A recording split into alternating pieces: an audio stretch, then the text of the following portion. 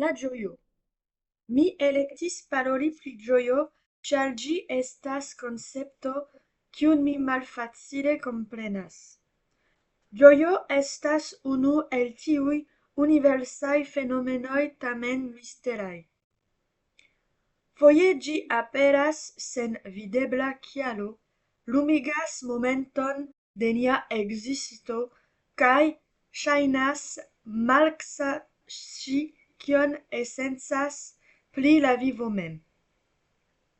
Oni povas distingi ĝin disde simpla plezuro, ofte ligita al la kontentigo de deziro aŭ de feliĉo, kiu implikas ian stabilecon kaj daŭron. Ĝojo male ŝajnas esti fulmo, brilo de senco aŭ harmonio inter la estaĵo kaj la mundo. Je unua rigardo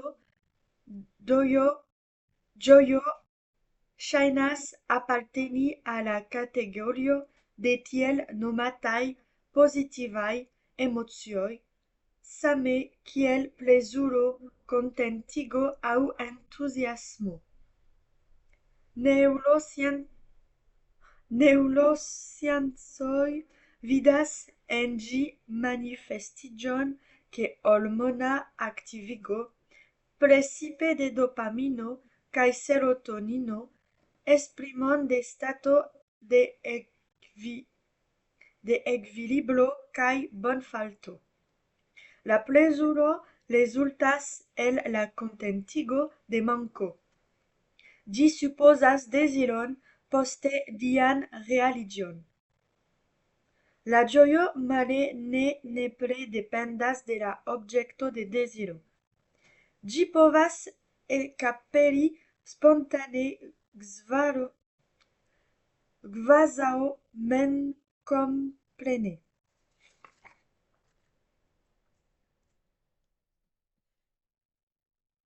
Oni povas sperti ĝojon sen scii kial, rigardante pejzaĝon, dividante lidon aŭ simple sentante la fakton ekzisti.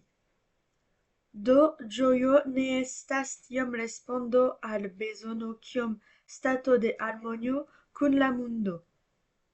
Ĝi ne estas konkerita, sed akceptita.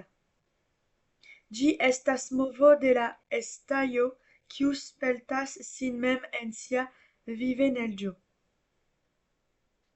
Tiu dimensio de la vivimpeto estis mirinde priskribita de Henri Bergson. Por li ĝojo estas signo ke la viro triumfa.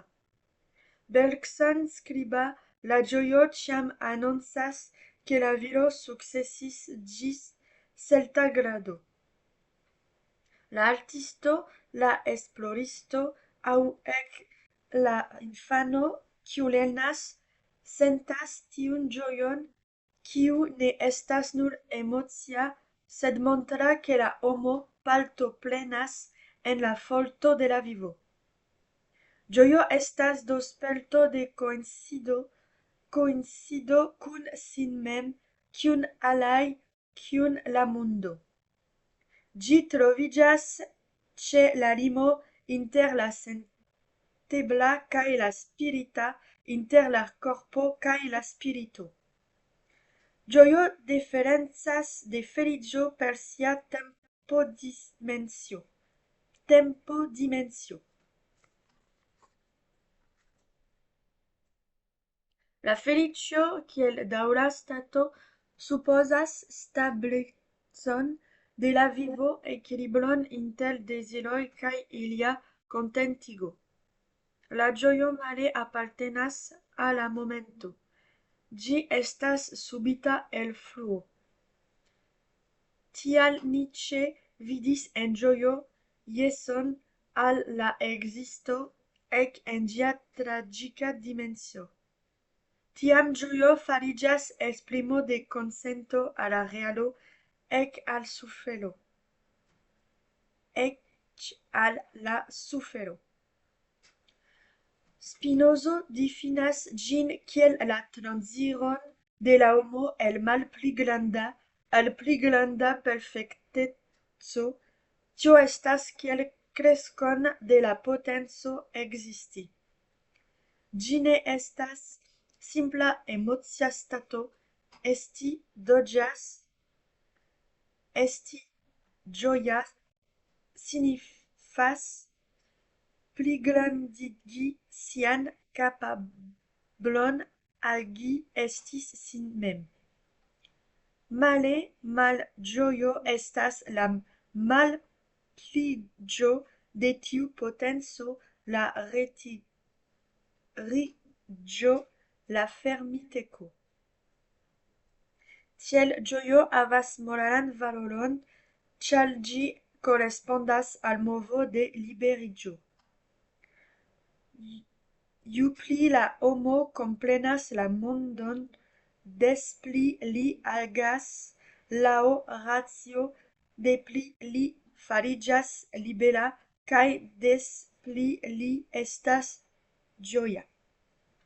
Ĝojo tiam estas la signo de la velacio, tiu kiu unigas la spiriton kaj la mondon. Ĉe Spinozo same kiel ĉe la stoikuloj, ĝojo ne estas frukto de hazardo, ĝi kultiviĝas per saĝo, per la ekzerĉado de racio. Por Epikuro, la vera ĝojo konsistas en la trankvilo de la animo, en la liberiĝo de senitulaj deziroj kaj en la rekono de la simpleco de la vivo. En la kristana tradicio, ĝojo ne estas nur homa emocio, ĝi estas donaco de Dio, graco. Sankta Francisco el Asizo, en sia perfekta ĝojo, vidis en la akcepto de malriĉeco, malakcepto kaj sufero la veran unuiĝon kun la diaĵo. La mistika ĝojo ne estas foresto de doloro, sed absoluta ĉeesto de amo. En tiu vidpunkto, ĝojo ne plu estas nur potenco agi, sed komuneco kun la estaĵo, kion modernaj filozofoj de Kierkegaard ĝis Levinas interpretos kiel malfermitecon al la senfino. Sed ĝojo ne kompreneblas sen sufero. Ĝi ne neas ĝin, ĝi trajtas ĝin. Tiel ĝojo ne kontraŭas doloron, ĝi estas la superado de doloro. Ĝi estas aserto ke la vivo meritas esti vivatas malgraŭ ĉio.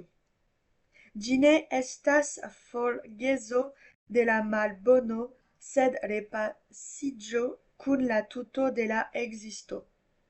Fine ĝojo ne estas sola sperto. Ĝi ofte estas dividita rideto, rigardo, momento de komuneco sufiĉas por ĝin veki. Ĝi kunigas la estaĵojn inter si, ĉar ĝi naskiĝas el reciproka rekono. Kie plezuro izolas, ĝojo kunligas. Tiu rilata dimensio montras ke ĝojo ankaŭ estas etika. Ĝi postulas malfermitecon, fidon kaj kapablon ami. Ĝi estas la mema energio de la socialiĝo go kaj de la kunvivado. Ĝojo ne estas nur pasema sento, ĝi estas la plej pura manifestiĝo de la vivo. Ĝu asertas sin.